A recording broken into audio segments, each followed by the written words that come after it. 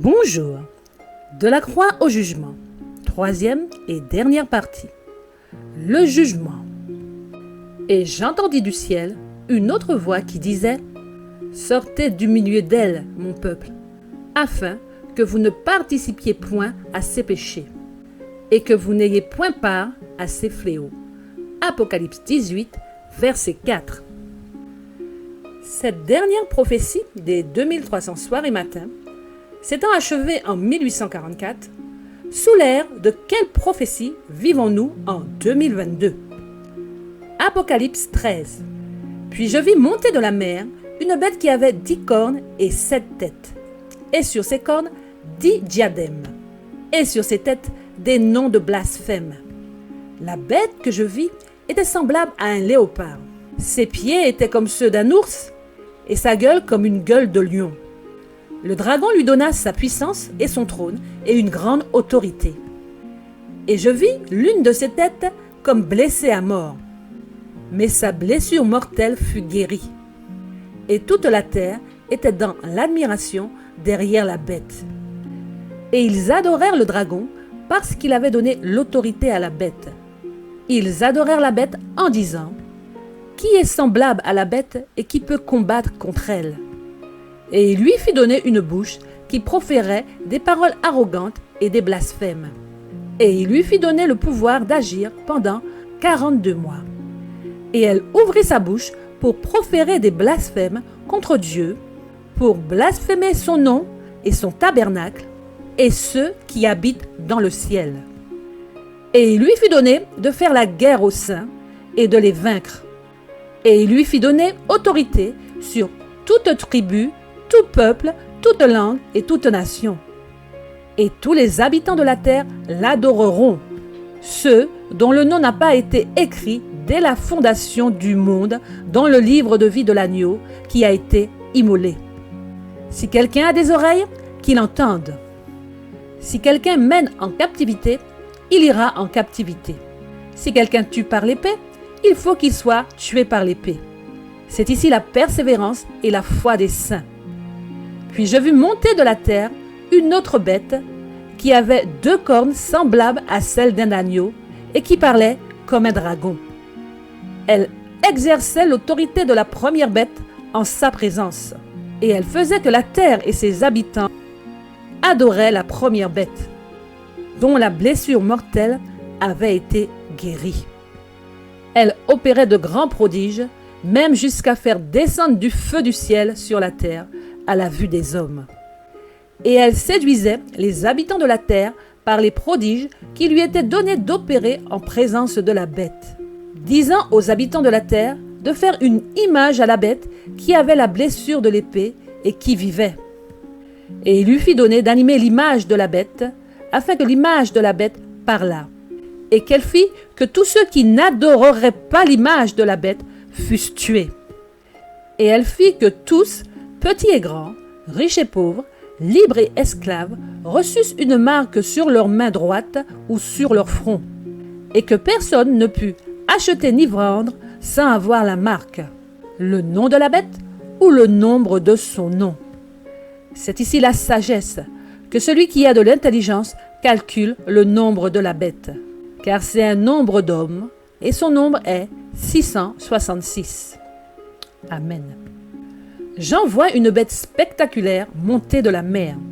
Elle a 10 cornes et 7 têtes, et sur ses cornes 10 diadèmes, et sur ses têtes des noms de blasphème. Elle est semblable à un léopard, ses pieds étaient comme ceux d'un ours, et sa gueule comme une gueule de lion. Que représente une bête ou un animal dans la Bible? Une bête représente chaque grande puissance dirigeant le monde en leur temps. Dans Daniel 8, nous avons vu le bélier et le bouc qui représentaient les Mèdes et les Perses et Javan. Mais portons notre attention sur les 4 animaux de Daniel 7. Daniel 7, verset 3. Et 4 grands animaux sortirent de la mer, différents l'un de l'autre. Verset 4. Le premier était semblable à un lion et avait des ailes d'aigle. Verset 5. Et voici, un second animal était semblable à un ours et se tenait sur un côté. Verset 6. Après cela, je regardais, Et voici, un autre était semblable à un léopard. Et il avait sur le dos 4 ailes comme un oiseau. Cet animal avait 4 têtes et la domination lui fut donnée. Verset 7. Il y avait un 4e animal, terrible, épouvantable et extraordinairement fort. Il avait de grandes dents de fer. Il mangeait, brisait et foulait aux pieds ce qui restait. Il était différent de tous les animaux précédents. Il avait 10 cornes. Verset 8. Je considérais les cornes, et voici une autre petite corne sortie du milieu d'elle. Et 3 des premières cornes furent arrachées devant cette corne. Et voici, elle avait des yeux comme des yeux d'homme, et une bouche qui parlait avec arrogance. Ces 4 animaux représentent toutes les différentes autorités et puissances qui ont gouverné ce monde de manière successive depuis le royaume babylonien jusqu'aux dirigeants de notre temps. La bête d'Apocalypse 13 monte de la mer tout comme les 4 animaux. Et par sa description, elle révèle plusieurs caractères héréditaires des animaux de Daniel 7.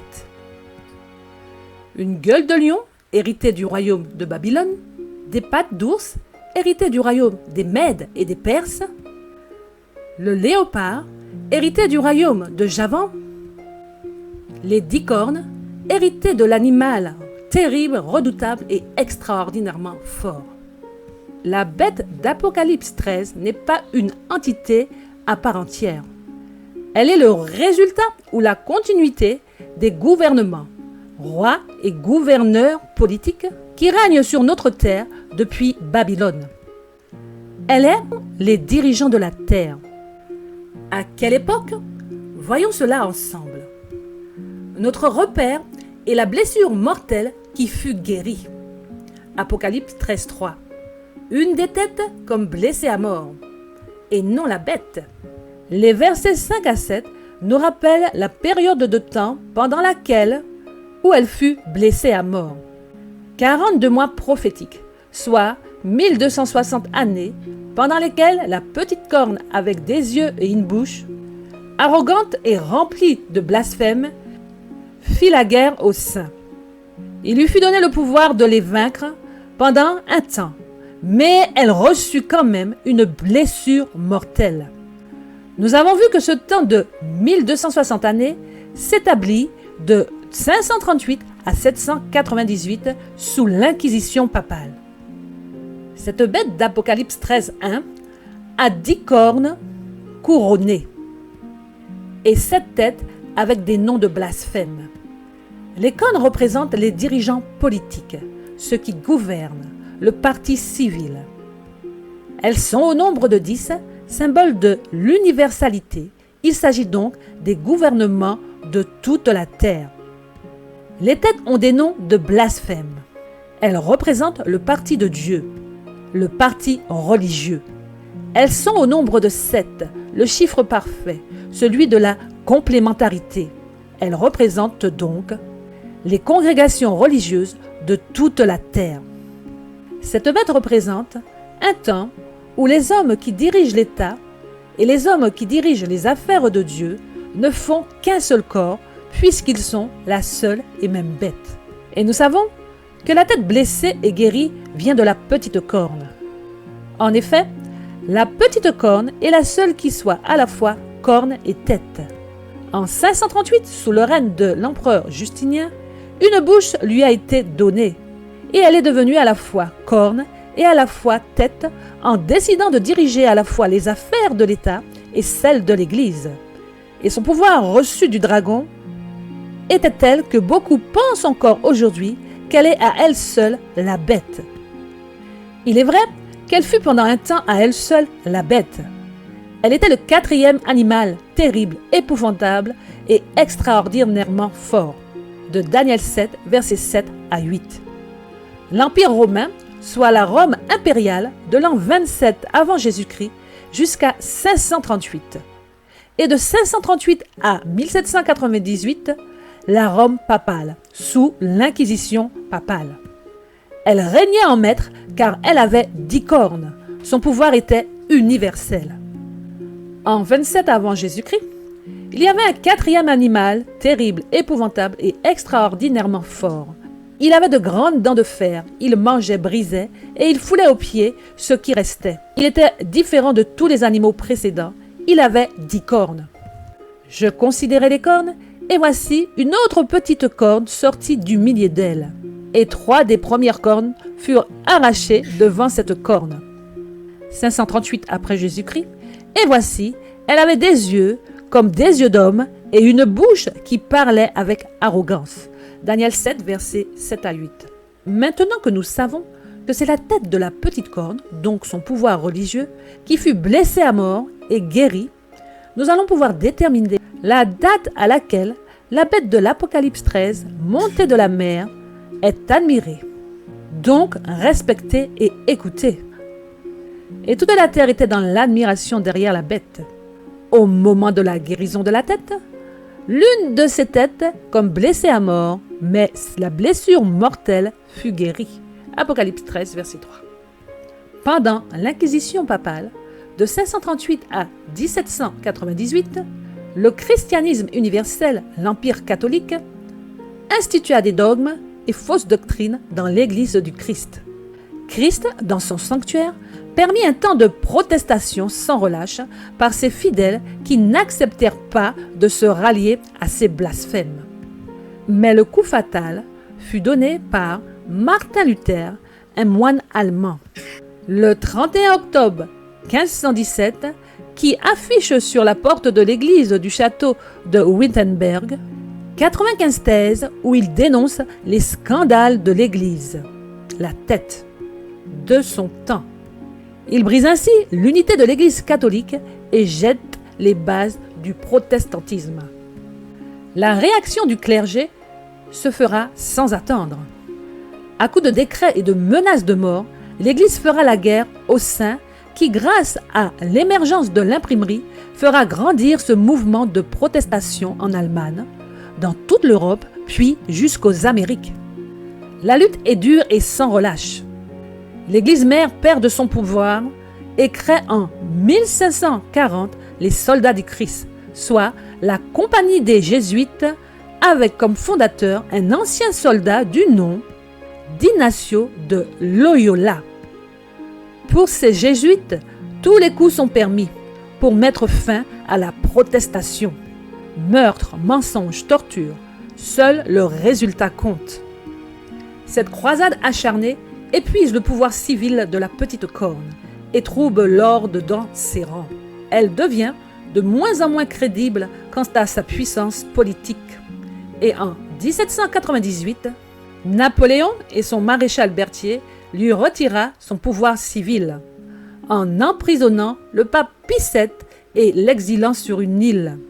Son pouvoir restera inexistant jusqu'en 1929 lors de la fondation de l'État du Vatican. Son pouvoir politique se remet en place, mais la tête reste blessée mortellement, car sa puissance religieuse est faible, même si le pape est toujours celui qui représente Rome.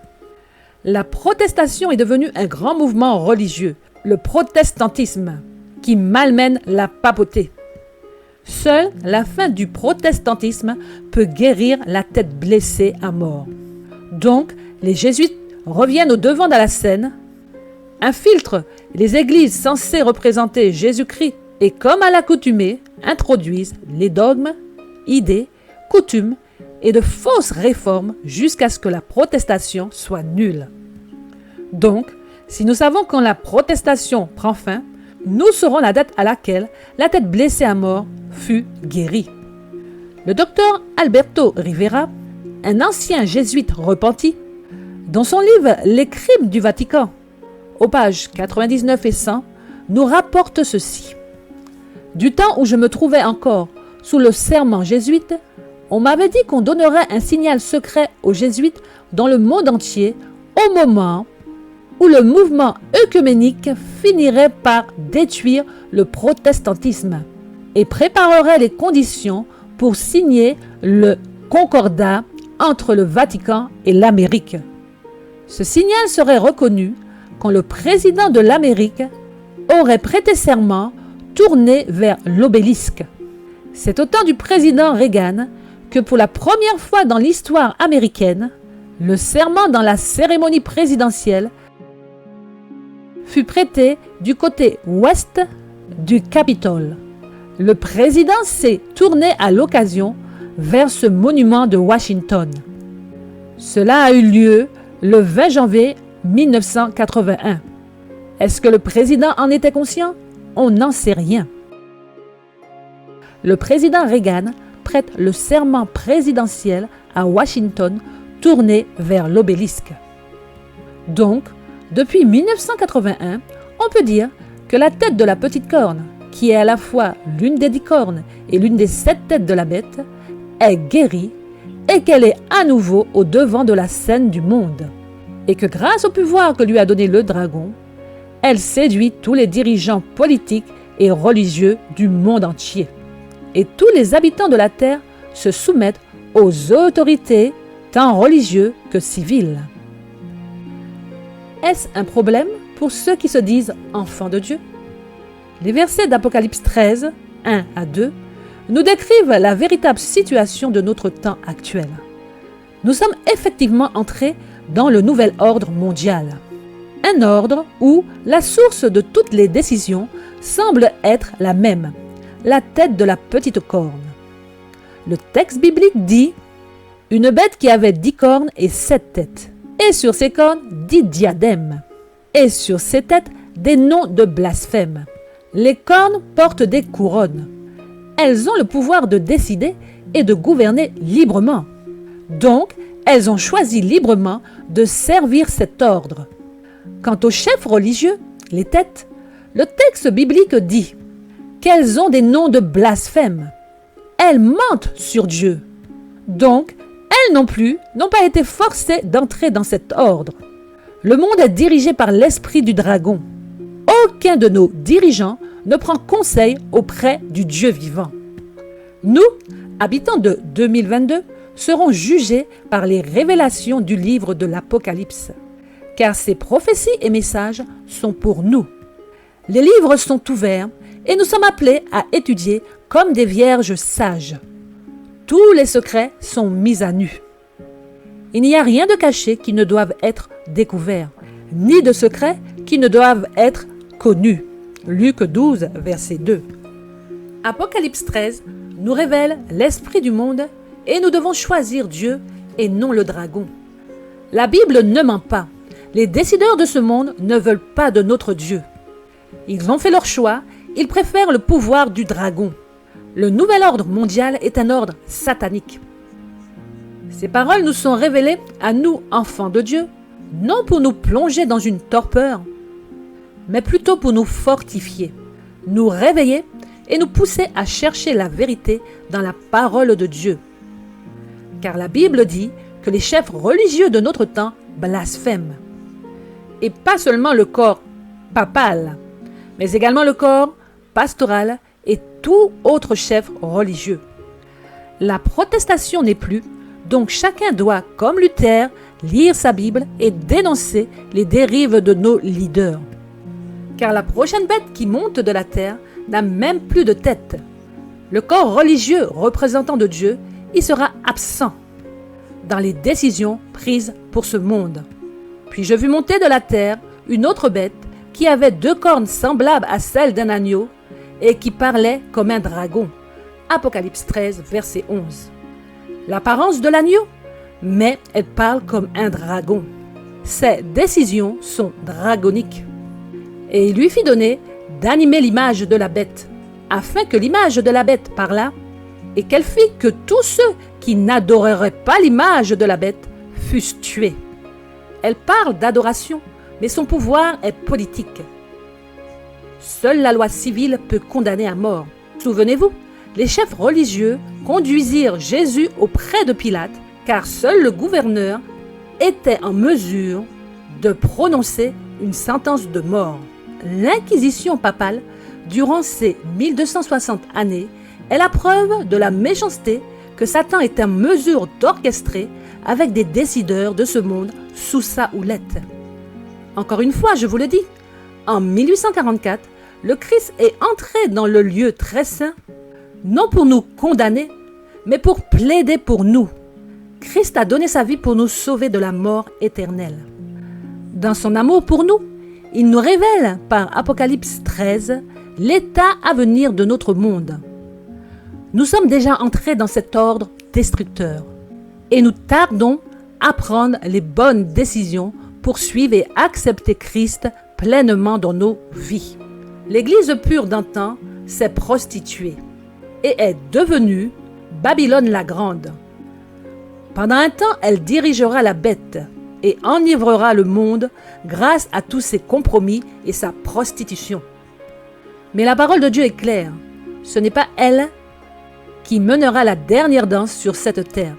C'est la bête à 2 cornes et le faux prophète. Très bientôt, le Seigneur appellera son peuple à sortir de cette confusion qui est Babylone. N'attendez pas ce temps pour prendre les bonnes décisions. Étudiez votre Bible et saisissez la main que vous tend notre Seigneur pendant qu'il est encore temps. Le jugement commencé en 1844 prendra fin. Et après, il sera trop tard pour faire le bon choix. Aujourd'hui, si vous entendez sa voix, n'endurcissez pas vos cœurs. Hébreux 3, verset 15. Amen. Nous aurons l'occasion de revoir plus en détail la prophétie d'Apocalypse 13. D'ici là, portez-vous bien. Que Dieu, Père et Fils, vous garde et vous bénisse. À très bientôt si Dieu veut.